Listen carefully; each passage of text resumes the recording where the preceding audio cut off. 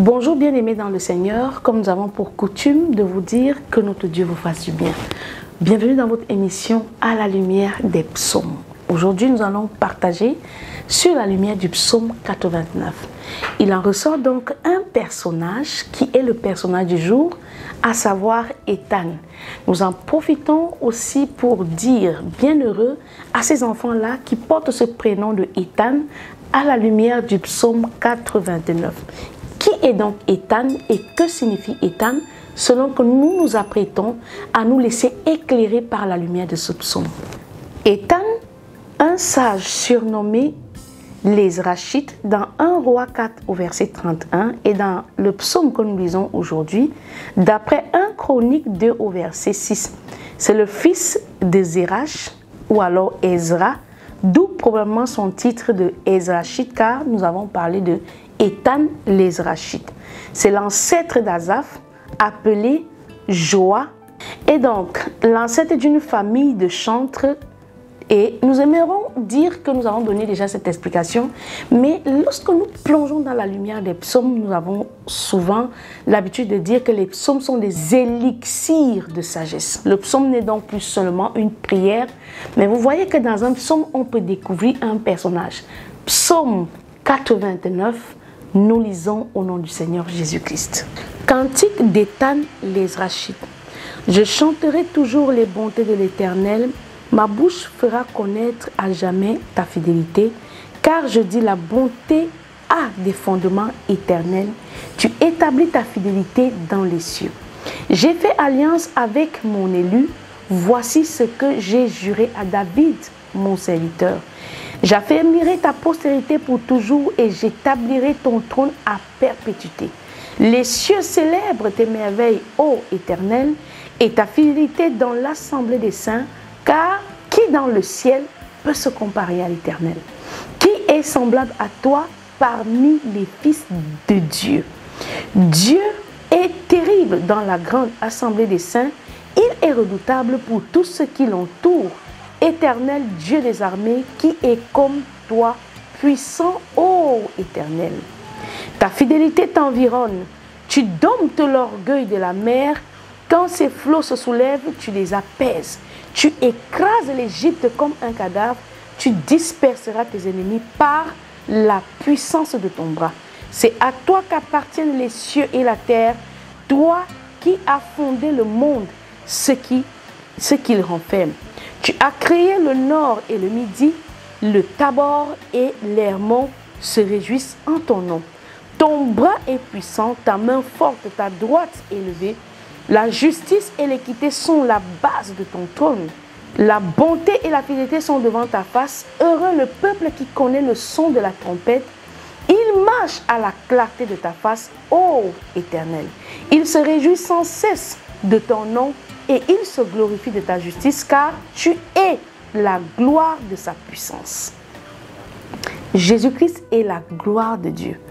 Car, bien-aimés dans le Seigneur, les Saintes Écritures nous disent que nous avons connu le Fils qui est la gloire du Père, quand nous avons connu Dieu dans la gloire d'un Fils, Jésus-Christ lui-même étant l'image visible du Dieu invisible. Nous avons donc dit, et nous continuons de dire à quelqu'un de chercher la présence de Dieu, comme dans le livre de 2 Chroniques, chapitre 14, du verset 11 au verset 12. C'est ainsi que nous pouvons chercher la présence de Dieu, car Dieu est avec nous tant que nous sommes avec lui. Si nous demeurons avec l'Éternel, il est avec nous. Mais lorsque nous l'abandonnons pour les dieux étrangers, il se retire. Et lorsque nous chérissons et gardons la présence de Dieu, la Bible déclare que nous découvrons la gloire. Car la présence de Dieu, c'est un prélude à la gloire de Dieu. Car lorsque nous entrons dans la présence de Dieu, c'est Jésus-Christ qui nous est révélé, lui qui a accompli cette œuvre merveilleuse de la croix, l'œuvre du salut. Heureux le peuple qui connaît le son de la trompette, il marche à la clarté de ta face, ô Éternel, il se réjouit sans cesse de ton nom, et il se glorifie de ta justice, car tu es la gloire de sa puissance. C'est ta faveur qui relève notre force, car l'Éternel est notre bouclier, le Saint d'Israël est notre roi. Alors, tu parlas dans une vision à ton bien-aimé, et tu dis, j'ai prêté mon secours à un héros, j'ai élevé du milieu d'un peuple un jeune homme. J'ai trouvé David, mon serviteur, je l'ai oint de mon huile sainte, ma main le soutiendra et mon bras le fortifiera. L'ennemi ne le surprendra pas et le méchant ne l'opprimera point. J'écraserai devant lui ses adversaires et je frapperai ceux qui le haïssent. Ma fidélité et ma bonté seront avec lui et sa force s'élèvera par mon nom. Je mettrai sa main sur la mer et sa droite sur les fleuves. Lui, il m'invoquera. Tu es mon Père, mon Dieu et le rocher de mon salut. Et moi, je ferai de lui le premier-né, le plus élevé des rois de la terre. Je lui conserverai toujours ma bonté et mon alliance lui sera fidèle. Je rendrai sa postérité éternelle et son trône comme les jours des cieux. Si ses fils abandonnent ma loi et ne marchent pas selon mes ordonnances, s'ils violent mes préceptes et n'observent pas mes commandements, je punirai de la verge leur transgression et par des coups leur iniquité. Car la fidélité de l'Éternel n'enlève et ne soustrait à rien ses droits. Lorsque nous entrons dans la présence de Dieu, nous devons savoir que sans la sanctification, nul ne verra Dieu. Heureux ceux qui ont le cœur pur, car ce sont eux qui voient l'Éternel. Mais je ne lui retirerai point ma bonté, je ne trahirai pas ma fidélité, je ne violerai point mon alliance, je ne changerai pas ce qui est sorti de mes lèvres. J'ai juré une fois par ma sainteté. Mentirai-je à David? Sa postérité subsistera toujours. Son trône sera devant moi comme le soleil, comme la lune. Il aura une éternelle durée. Le témoin qui est dans le ciel est fidèle. Et pourtant tu as rejeté, tu as repoussé, tu t'es irrité contre ton oint. Tu as dédaigné l'alliance avec ton serviteur. Tu as abattu, profané sa couronne. Tu as détruit ses murailles. Tu as mis en ruine ses forteresses. Tous les passants le dépouillent. Il est un objet de probe pour ses voisins. Nous avons vu ici qu'il y a deux types de servitude. Il y a la servitude qui est le fruit de notre innocence, c'est-à-dire on se retrouve en Égypte parce qu'on est né esclave. Jésus-Christ, donc révélé dans la gloire du Père, nous donne accès à l'intimité à nouveau par la nouvelle naissance, car tous ceux qui sont en Christ sont de nouvelles créatures. Maintenant, il y a une deuxième forme de servitude qui est celle de Babylone, où nous nous retrouvons en servitude à cause de notre désobéissance. Donc la fidélité que Dieu promet à David n'est pas un gage qui tient sur autre chose que sur la sanctification et la crainte de l'Éternel. Nous ne sommes pas appelés à Christ pour devenir des spectateurs dans sa présence. Nous sommes appelés pour devenir un royaume de sa créateur, donc serviteurs et esclaves de la vérité. Nous ne sommes pas engendrés, suscités par le pouvoir qui nous est donné à la nouvelle naissance de l'Éternel pour distraire des foules, mais pour parvenir à la sanctification, à la loi de l'Esprit qui elle-même nous élève au statut d'épouse. Tu as élevé la droite de ses adversaires, tu as régi tous ses ennemis, tu as fait reculer le tranchant de son glaive et tu ne l'as pas soutenu dans le combat.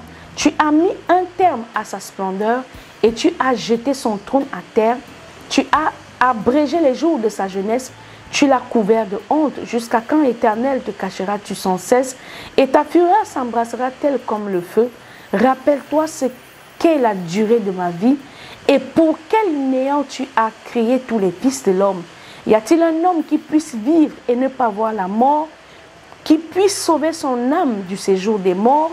Où sont, Seigneur, tes bontés premières que tu juras à David dans ta fidélité? Souviens-toi, Seigneur, de l'opprobre de tes serviteurs. Souviens-toi que je porte en mon sein tous les peuples nombreux.